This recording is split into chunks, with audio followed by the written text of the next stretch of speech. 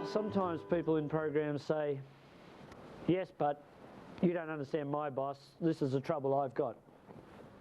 So what they've just done to themselves is disempower themselves again. See, it's not my fault. I don't have a choice.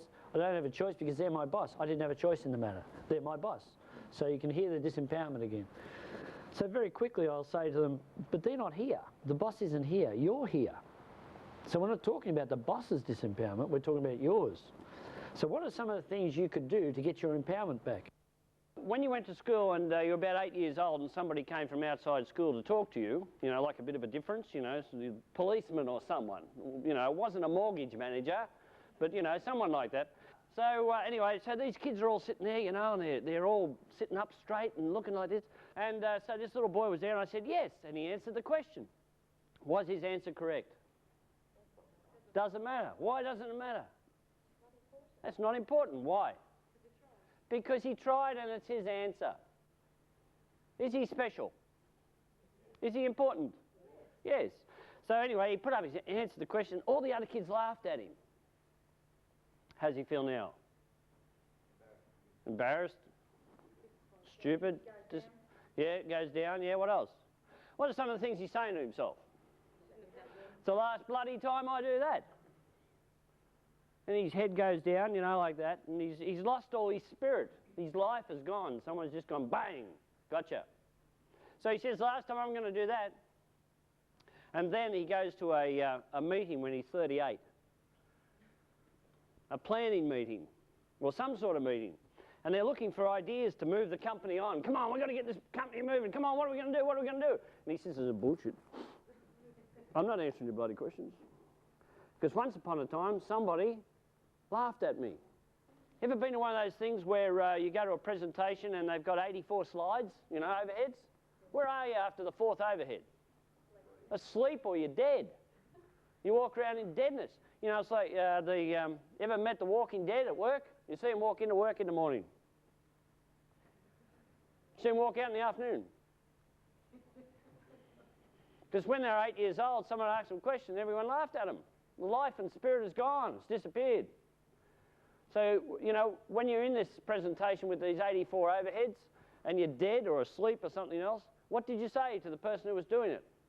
Nothing. Why not? Well, I didn't want to cause a fuss. And after all, what would people think?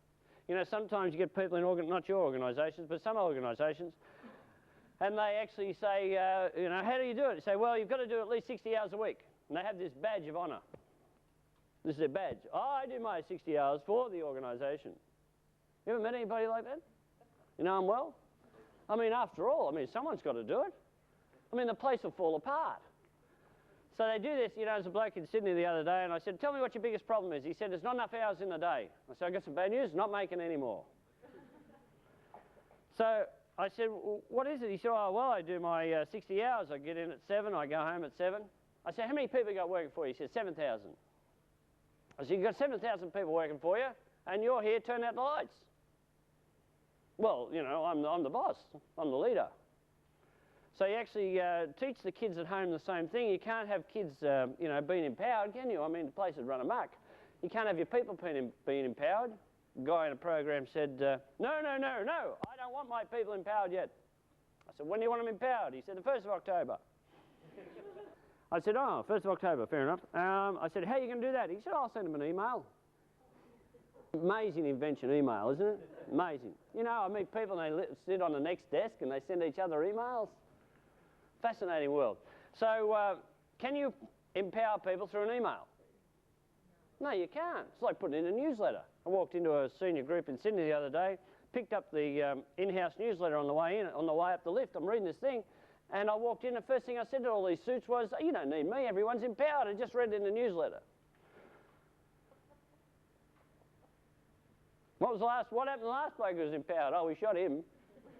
He made a decision.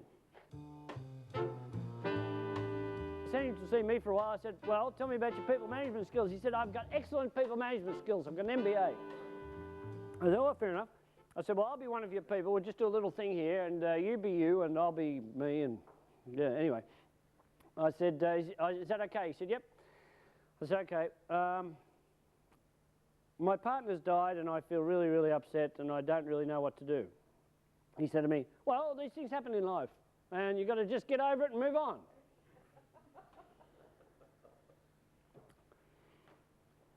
How do I feel now? Do I feel listened to? Do I feel cared for? Do I feel empowered? No. So I said to him, oh, okay, well, I'll just go a bit further with it. He said, yeah, sure.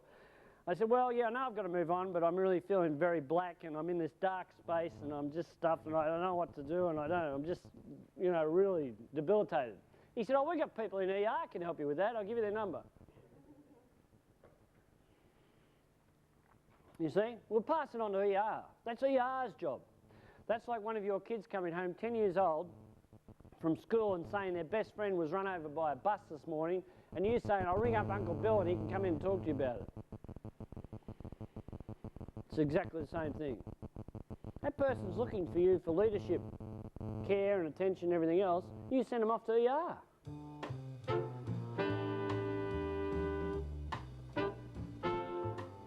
So you give people a range of choices, 10 choices. Pick one. And in picking one, they empower themselves again. It's their pick. You might need to, you know, it's like kids.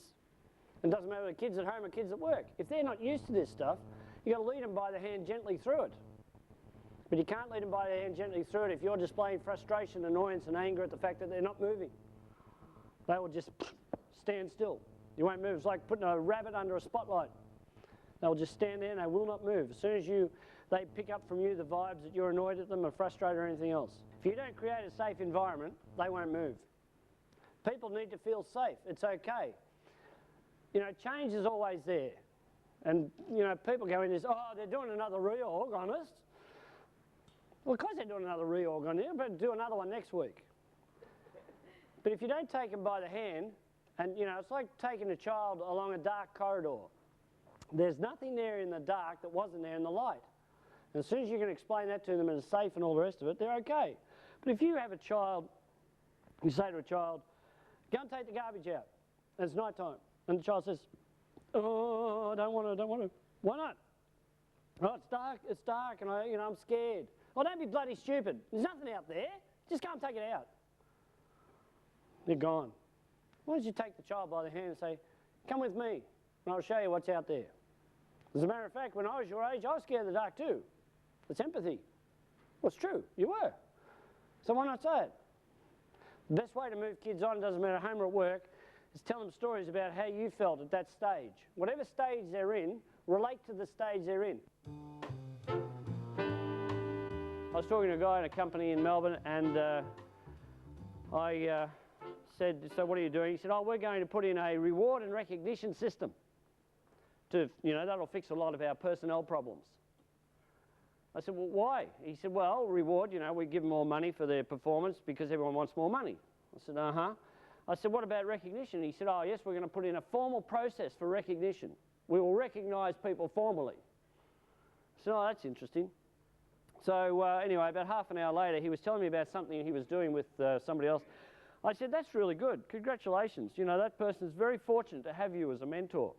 He said, oh, well, next thing on the agenda is we need to talk about the, did he accept the compliment? No.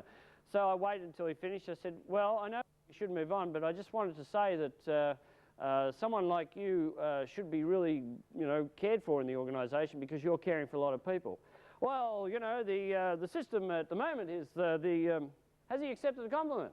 No, so I gave it to him 3 times. I usually do it 3 times. And he had one of his people there, and I turned to him and I said, do you know what just happened? He said, yeah. I said, do you know what just happened? He said, yeah. I said, did you accept the compliment? He said, no. I said, how many people, and I'm asking you this, how many people do you know have trouble accepting compliments? Do anyone you know personally? Anyone close to you at the moment? Yes. So, I said, you have problems. They were the answers he gave. I said, so you have all these problems accepting compliments. He's 45 years old and he's not used to it. He's used to being belted around the head. And he said, yeah. I said, but you told me half an hour ago you're going to put in a formal reward and recognition system to make people accept compliments. If people don't feel that they're entitled to these compliments, if they don't feel they're actually okay, will they accept them? No, they won't. And you can send a memo to them. You can give them a badge. You can give them a 30-year award. So you've got all this empowerment. You've actually got it. You may not be used to it because you've actually been taught you haven't got it. Because it's safer to keep you disempowered. Next question is, when are you going to change? Oh, I might change next month. I might change next week at my next team brief. Well, I can't change. Why not? Because I've taught everyone, and you know, this is the way it's got to be. My job is to move them forward to a stage where they can understand why they have problems accepting compliments. Once they know that, they can then go through a process of understanding how they can change that so they can accept compliments. Because if they can accept compliments, they can then start to hand them out.